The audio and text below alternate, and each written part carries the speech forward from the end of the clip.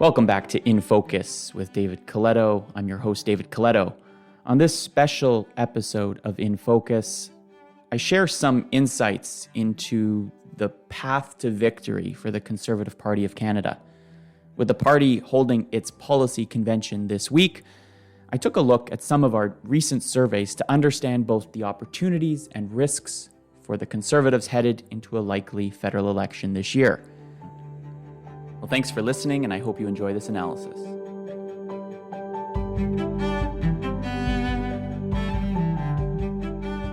Keep in mind, for all of 2020 and 2021, the party's vote share has hovered in a narrow band between 29% and 32%. In our most recent survey that we released yesterday, 23% of all respondents to our survey would vote Conservative.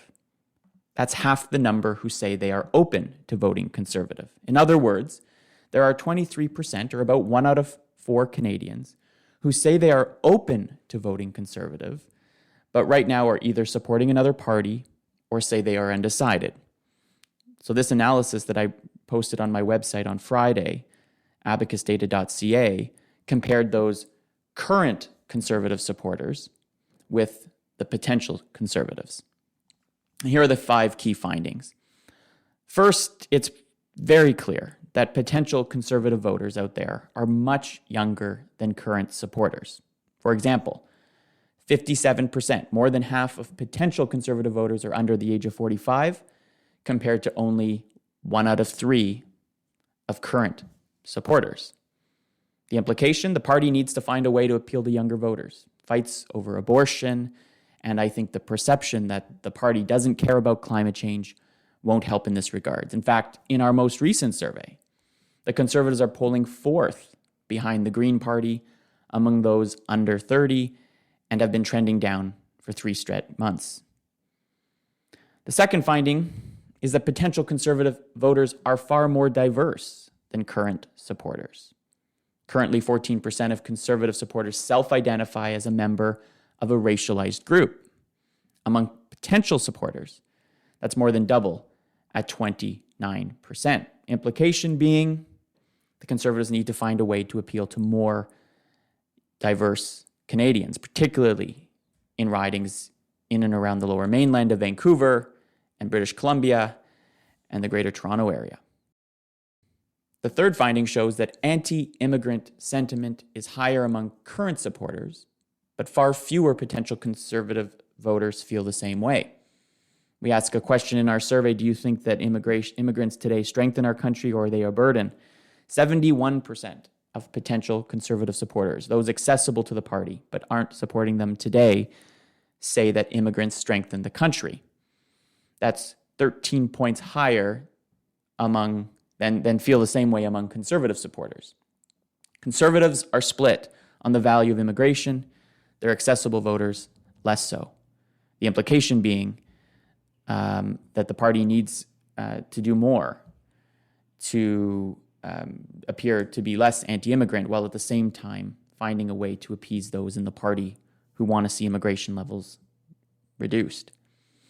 Fourth finding, and I think this is probably one of the most important from a policy perspective, is that climate change presents the greatest challenge for the Conservatives to grow. Only 1 in 3 Conservative supporters think climate change is a crisis, compared with more than half among its potential accessible supporters. 18% of Conservative supporters think climate change is a hoax, more than 4 times the number among potential supporters. The implication, I think, is that Conservatives need to be seen as serious about climate change. Past research we've done has showed that past leader Andrew Scheer, few thought he took the issue seriously. Erin O'Toole cannot fall into the same trap. The problem is much of his base doesn't put climate change anywhere near the top of its priorities, but climate change is becoming more of a priority for those the party needs to grow. The last point I'll make is potential Conservative supporters don't like Justin Trudeau nearly as much as Conservative supporters do. While only 14% of potential accessible Conservatives have a negative or a very negative view of Mr. Trudeau, half of Conservative parties do. The implication is that Dislike for Mr. Trudeau was an effective motivator for the Conservatives in 2019. Turnout spiked in many Conservative seats, but didn't help expand the base where it mattered, suburban Toronto and Vancouver.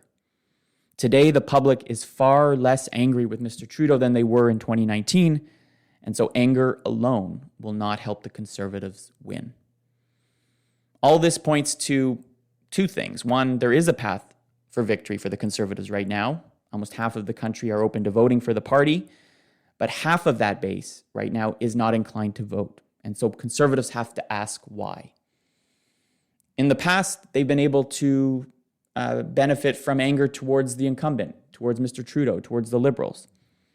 In a post-pandemic world where political views have been reset, I don't think anger alone will win. And so the question for Conservatives to ask is, how do we appeal to a broader base of voters when much of our own base, much of the party's own base, is pulling the party in a direction that is opposite to where its accessible and open voters are. Thanks for listening. Please subscribe if you enjoy what you hear, and look out for more interviews and insights from the inFocus team. Have a great day.